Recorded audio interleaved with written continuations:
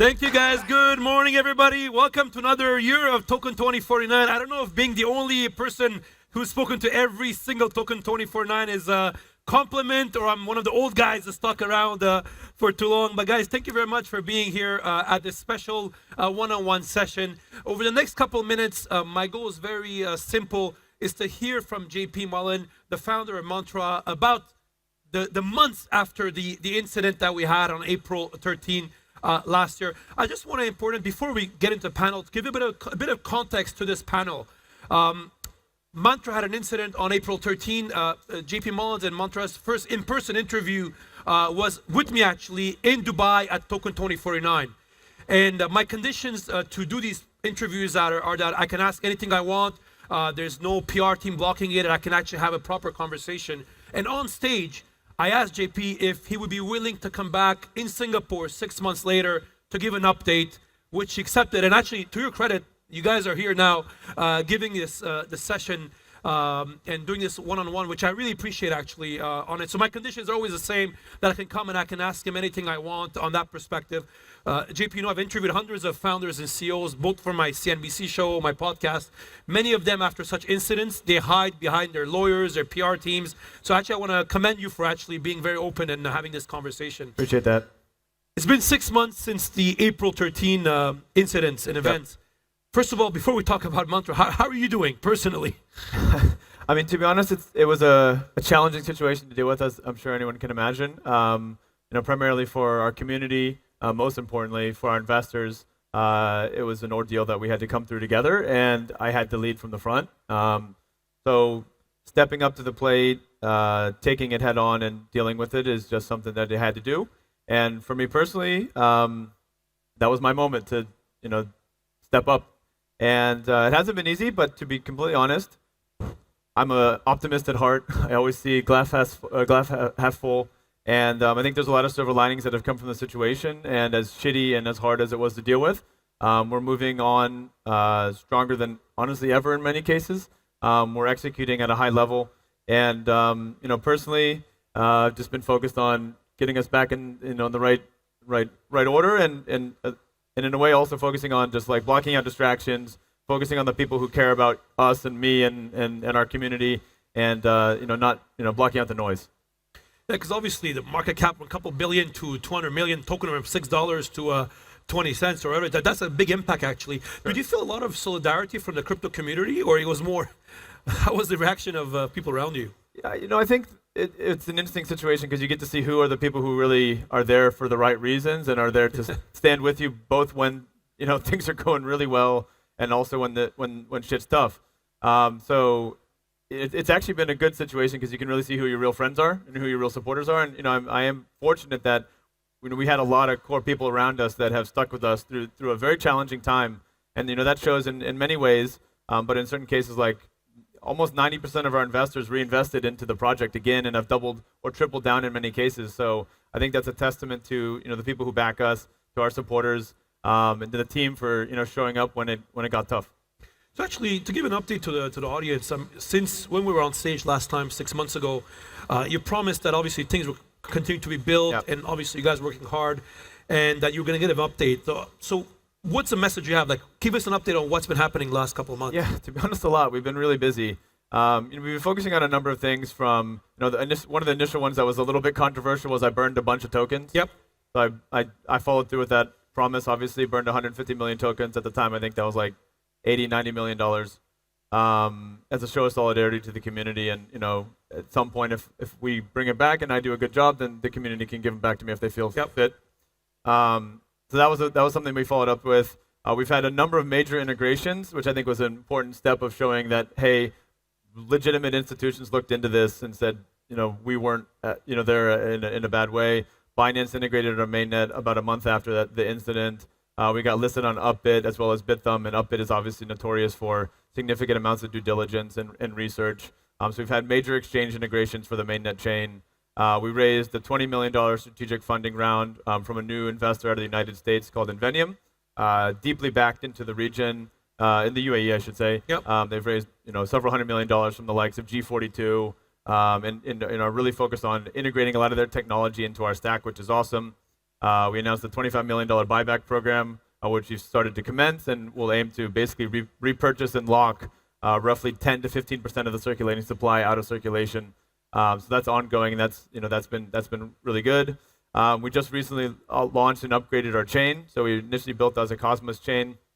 We upgraded about a week and a half ago to full EVM compatibility. We're the first multi-VM real-world asset blockchain. Yep.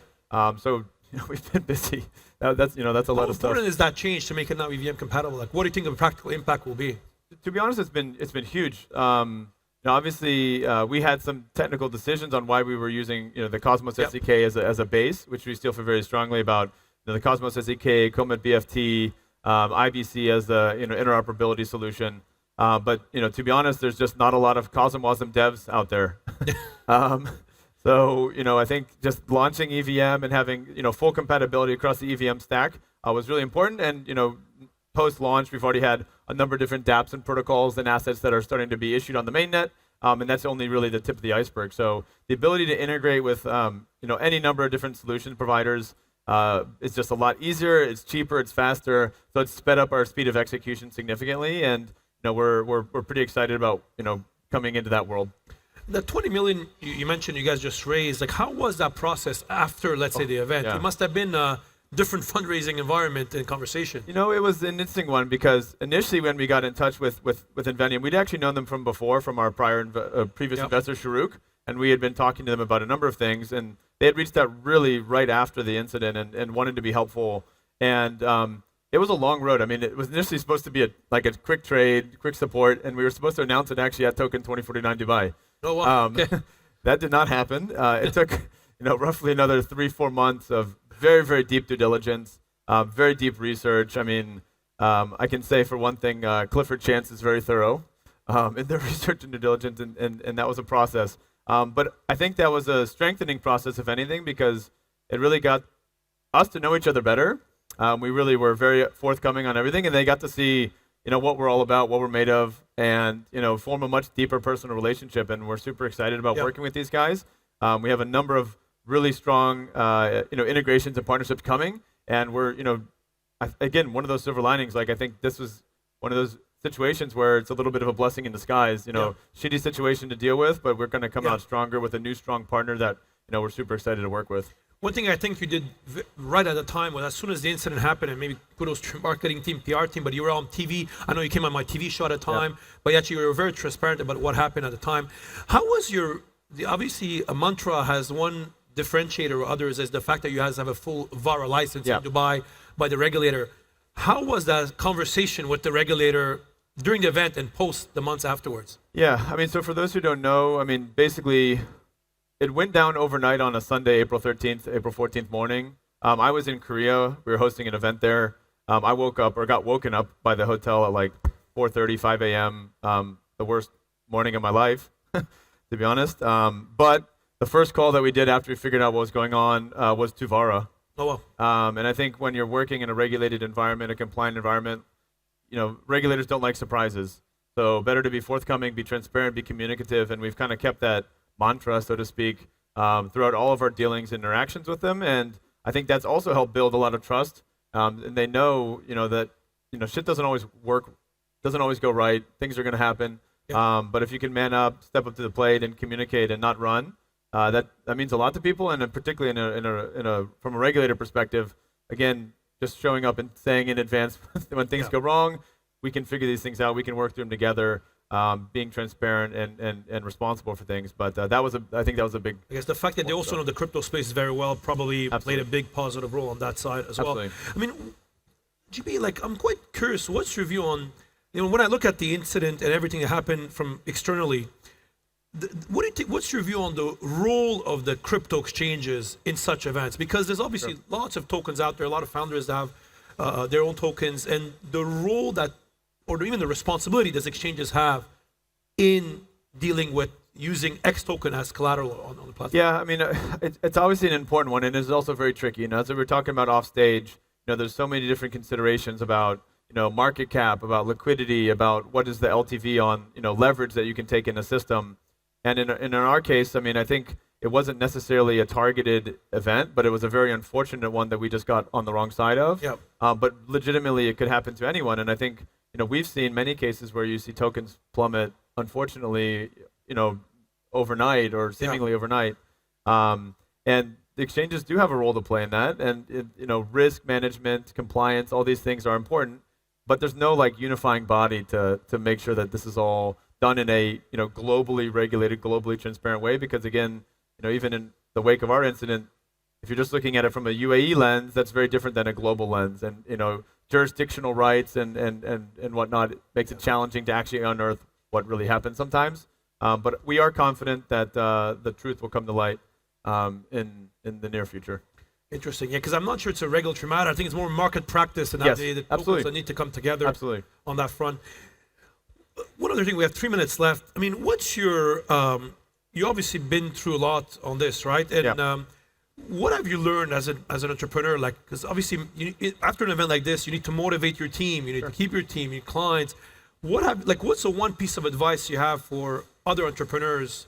Because this may happen to anybody. I mean, honestly, most importantly, you just got to show up. You got to be there. It's not always easy, but sometimes you got to have a smile on your face.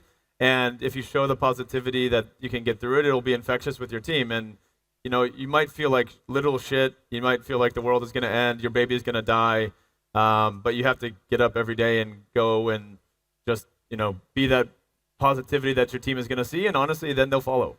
Yeah. It's not always easy, but if you do that, we've gone through this before. This is not our first rodeo, and that experience compounds. People ask me a lot, how are you going to come back from this? And I said it before, but I say it even more now. This is an inevitability for me. If I thought it was going to be successful before, after going through a shitty situation like this, a horrible situation, the learning, the growth, the new partners, the new experiences, all these things compound. And that is only going to make us better in the future. That's only going to make us stronger. So for me, it's just keep counting us out, but it's just more motivation. And to add to what you just said, do you think this makes you in a way, if we look at the crypto industry, the Bybit hack this year, what happened? If back in the day, Bitfinex and Tether, the issues they went through, after these issues, a lot of these companies have come back stronger. Sure. Do you believe now Mantra is stronger now, despite everything that went in? 110%. No doubt about it. I mean, there was things that could have killed us, right? We could have had issues with the regulator. We could have been delisted from Binance. We could have had all these different issues with whatever. Yeah. And we haven't. Yeah. Right? We're working on launching new regulated products with Vara in the UAE and Dubai. We have new investors coming in. We've had Binance integrate our chain. We've had them become a validator on our network. We've gotten listed on Upbit. All these things have actually gone the other direction of what could have killed us. And if anything, we've grown. We've learned. We're executing better. We're executing faster. We had to be very focused, block out the noise, block out the bullshit, focus on what matters and build. And someone, a wise man, told me that just don't focus on price, just build for the next month. And I think that's a good mantra. Head down, focus, build, ship, and the results will speak for themselves. So you can say what you want about pumpamentals versus fundamentals, but in Mantra, the fundamentals have never been stronger. Yeah, it's. I can imagine the challenge on that side. We have 20 seconds. One thing is, when you're pitching now Mantra, obviously topics coming up, especially people that want to tokenize something, they want to go on RWA. Okay, do we do it on Mantra? Do we do it somewhere else? What's the main argument you're telling them? Say, hey, actually, come and build on Mantra, not somewhere else. I mean, in the end of the day, one of the main things that we do differentiate ourselves is with the regulated distribution channels, right? Yeah. The Vara license is a game changer. It gives us an ability to operate in a compliant manner. And to be completely honest, if you're doing real-world assets, if you're doing tokenization, and you're not doing it in a regulated, compliant manner, you're cutting corners, and it will come and bite you in the end. Especially in the RWA. Well, JP, I just want to thank you again for being a man of your word of when we were on stage 6 months ago and accepting to come back here on a really open conversation, those things of chat. I really appreciate that. I wish that's an example many others will follow in the crypto community, because these things happen, and actually I appreciate your transparency and what you shared with the community. Thank you very much, guys, everybody. Thank you. That's all the time we have today. Thank you.